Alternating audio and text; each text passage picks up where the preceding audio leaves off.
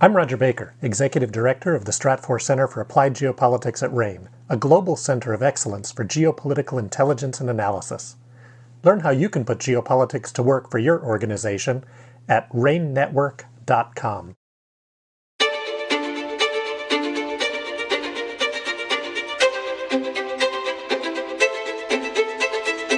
Welcome to this episode of RANE's Essential Geopolitics podcast. Earlier this month, RANE published its Geopolitical and Security Annual Forecasts. The forecasts cover a wide range of strategic and tactical security issues we're tracking in 2024. Here to discuss a few of them with me is Sam Lichtenstein, RANE's Director of Analysis. Welcome, Sam. Thanks for having me, Emma. To start us off, what are some of the most important security developments highlighted in the annual forecast? Well, I know we've only got a few minutes together, Emma, and obviously a lot to cover, so I guess it makes most sense to start with the two active war zones that are top of mind for everyone. So what's going on in Israel and the surrounding region, and then the war in Ukraine. So let me start with Israel because that's the most dynamic, and honestly, as we're recording this today, Emma, by the time we release this, there may be another development, but let me kind of lay out in broad strokes what we forecast for the year.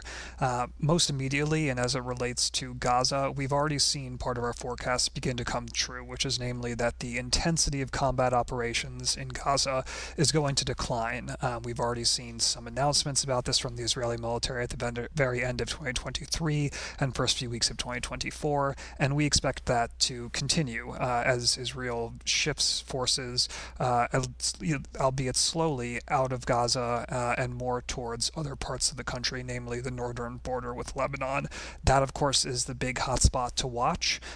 We've seen, of course, over the past few weeks, an increase in threats from both Hezbollah and Israeli military and politicians, an uptick in what's been really ongoing cross-border firing since the start of the conflict, and there are now real risks about what a potential Israeli-Hezbollah conflict could look like. To be clear, our forecast is a full-scale Israeli invasion of Lebanon is still unlikely, but both sides have strong imperatives to continue striking one another, and the risk is basically that when you have this very dynamic, fluid situation, already high tensions, very high risk of miscalculation, misunderstanding from both sides, and especially in the context of political posturing from Hezbollah and the Israeli government, you have a recipe that's going to be dynamic to watch, really throughout not only the coming weeks, but really throughout the whole year. And why that's particularly important for us is, of course, the ongoing wider context. There are so many ways in which what started out as an Israel-Hamas conflict centered in Gaza has now metastasized. We, of course, have a huge uptick in Houthi attacks in the Red Sea and beyond. Iran has now started to take a more active response. And so our general forecast for the year is, although there are really strong incentives for all the parties to not let this become a massive regional conflict in which you have states striking one another in ongoing attacks, the number of touch points and ways in which this conflict is now rippling throughout the region will make this a constant risk throughout the year. And of course, the risks that accompany any conflict in the Middle East don't necessarily stay there. We've already seen ways in which this conflict has played out elsewhere, namely, for instance, through various terrorist attacks targeting U.S., Israeli, Western individuals and targets. We've seen a huge uptick in espionage in other parts of the world. And so these are all things to bear in mind through the rest of the year. But to be completely transparent with you, this is just an incredibly dynamic issue. What we have a little stronger footing on is what we believe to be the forecast for the war in Ukraine. And bluntly put, we see this largely a stalemate. Last year we forecast that the Ukrainians would really struggle to make significant headway in their counteroffensive. And tragically for Ukraine and the West, that largely proved true. So what we see this year is really from both sides, the Ukrainians really struggling with capacity constraints in terms of personnel, materiel, etc. And so therefore are really going to be challenged to undertake any sort of major offensive operation which really means that they're going to be in a much more defensive position for the year. Similarly, from the Russian perspective, they see this as a waiting game. They're calculating that Western resolve to support Ukraine is already declining, and of course they're hoping that Donald Trump retakes the White House at the end of 2024 and enters in 2025, because they know that compared to the Biden administration, a Trump administration is going to be far more interested in trying to cut a deal with Russia, pressure Ukraine to enter into negotiations, and cut down on U.S.-led support for Kyiv. So basically, the Russians, the Ukrainians are, for different reasons, likely to prioritize defense this year. That, of course, doesn't mean by any means that there won't be attempts at offensive campaigns. But what we're really forecasting is a lot more of a stalemate, where both sides, for different reasons, are going to be focused more on active defense rather than major offensive events. And kind of amid all these high-profile stories, are there any undercovered issues you want to highlight in the forecast? Well, Emma, I could keep you here for hours, but I won't do that to you and to our listeners. But yes, suffice it to say, there are a huge number of stories here that, amid the headlines from Israel and Ukraine, are definitely being lost a little bit. I'll draw our attention to a few of them. One, of course, we already saw just over the past weekend, the presidential election results in Taiwan, returning the DPP to the presidency. This is obviously the comparatively more pro-sovereignty and anti-reunification party, and China has made very clear that it is highly displeased with this outcome. What that means for us is, as forecast, that Chinese not only economic or crucially military coercion is going to ramp up. And this is a story, to be transparent, is not just about 2024, but is now going to be the forecast for a number of years going forward.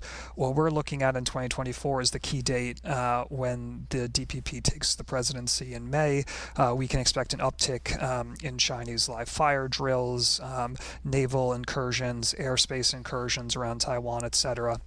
And why that, of course, matters is, as we saw in 2022 to a larger extent and to a lesser extent until 2023, you have these ripple effects where you sometimes have disruptions to nearby air traffic and commercial shipping.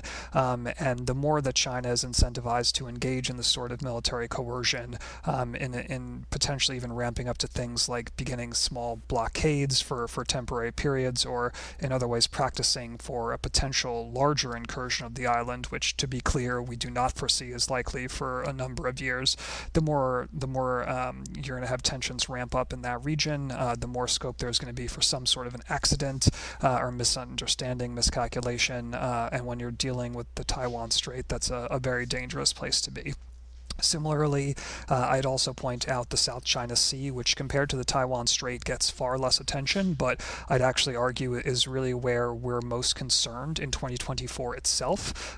You have China that's been flexing its maritime muscles for many, many years, and you have a number of regional claimant states, most notably the Philippines, that have been resisting this. And so the stakes are high into 2024 as this pace of militarization and political posturing in a lot of these countries continues. I would say, if anything, the most likely dispute you're going to see is rise between the Philippines and China.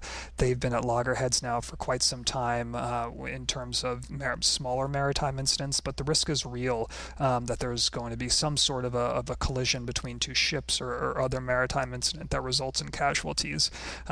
Even though both states obviously have strong imperatives to not escalate to a direct conflict, the risk is that you have a huge high number of tensions. You have the United States, which technically has treaty obligations to the Philippines, all of which could really make for a combustible mix. So definitely something to keep an eye on. And then sticking, with the East Asia theme, I'd also point out the Korean Peninsula. We've seen a ton of policy changes coming out of Pyongyang in the first few weeks of 2024, going beyond just the bellicose rhetoric that we're used to, but really signaling that the risk of some smaller exchanges of fire along the DMZ and surrounding waters, those type of incidents are definitely going to have a much higher risk in 2024. And so it's definitely another area area that we want to keep an eye on because, of course, you, again, have a huge contingent of U.S. troops that are in South Korea. You have Japan and South Korea, which are now beginning to cooperate much more closely militarily. And so any sort of a security incident on the Korean Peninsula, even if it remains physically contained to that area, certainly has a huge number of ripple effects. Just to move outside of East Asia, because of course we have a whole lot of ground to cover, I guess I'd flag two other areas that are being undercovered. One, I'd actually point to a different type of threat, which is that of social unrest and terrorism, and particularly in Europe. Europe is going to be hosting a huge variety of high-profile sporting events. Chiefly, Paris will be hosting the Olympics over the summer. Germany will be hosting the UEFA Soccer Championship. So you have these flashpoints that are an obvious location where if you are an activist, you're looking to get your message heard. And, on the even more concerning side, if you are someone with extremist beliefs, whether it's on the proverbial right-wing, left-wing, Islamist extremist, something else entirely, this is really sadly an attractive venue to also commit violence.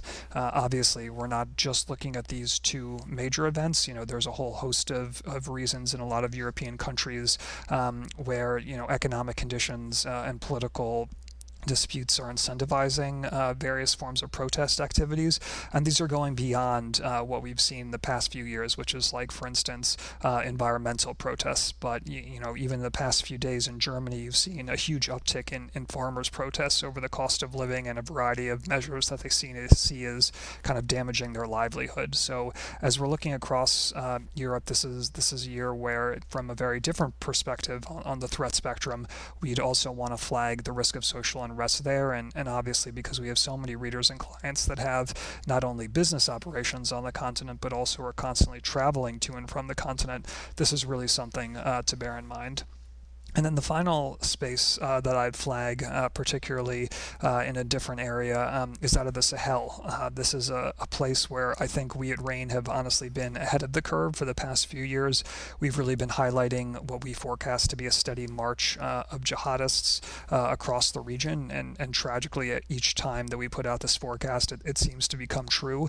The drivers for continued expansion out of Mali and Burkina Faso, where a lot of these groups linked to Al-Qaeda and Islamic State are based, continues apace, and we start to see slower and slower paths towards literal West Africa, states like Benin, Ghana, etc., that are just over time becoming more susceptible to attacks in their northern communities. And this is, of course, a concern for most immediately, the people on the ground, but also this is a concern for those of us that live in Europe, the United States, etc., because even though a lot of these groups are focused on local conflicts at the moment, the tragic story is that terrorist groups rarely stay focused solely on local objectives.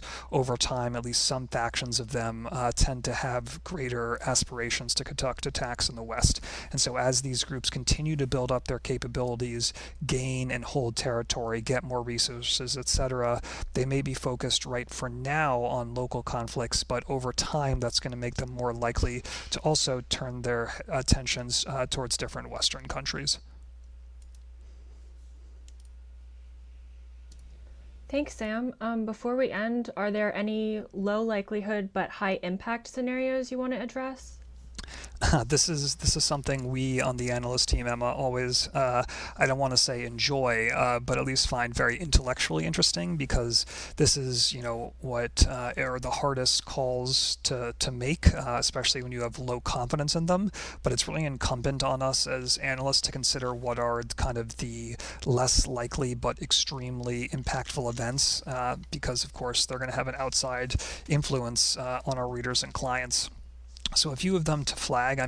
I would point to the Afghan-Pakistan border as an area where we've seen a huge amount of an uptick in violence since the Afghan Taliban retook the country in August 2021. We've seen a huge amount of attacks from different anti-Pakistan groups based in Pakistan or based in Afghanistan across the border into Pakistan. You have Pakistan and the Afghan Taliban that have historically been quite close. close, but in recent months and years have steadily ratcheted up tensions. This is a space where both sides are loath to really get deeply involved in each other's affairs, but due to geography are bound together for better or worse. And so I would say this is a space to watch because you have an incredibly unstable border region. You have a huge collection of incredibly violent groups, and this is an area of the world where what happens in one country will very quickly draw in regional countries, and so any sort of major uptick in violence there is something that we're looking at as what would that mean not only for South Asia but the wider world. Another thing I'd flag, and this is in a very different domain, is in cyberspace.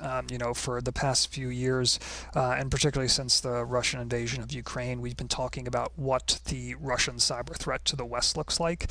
Russia has historically been far more risk tolerant in Ukraine in terms of carrying out actually destructive attacks, so attacks that are causing physical harm to systems, and in some cases, really looking to literally destroy critical infrastructure. We haven't seen Russian hackers have that same risk tolerance in the West, really trying to operate under that radar. We've seen them pre-positioning, for instance, a lot of malware, probing networks for vulnerabilities, but we haven't actually seen the same level of intent to actually carry out one of these destructive attacks. But, in one of those less likely but extremely high impact scenarios, what if Russia were to do this either in the United States or a European country? And this is particularly salient because we then wonder, does this trigger the Article 5 Mutual Self-Defense Clause of NATO? According to NATO, a major cyber attack would do that. But when push comes to shove, it's going to be unclear if the bloc would actually be willing to technically declare Russia to kind of, be in breach of this and therefore require a unified response. The final area that I'd flag is, in our homeland, Emma, we obviously are gearing up for the general elections in November 2024.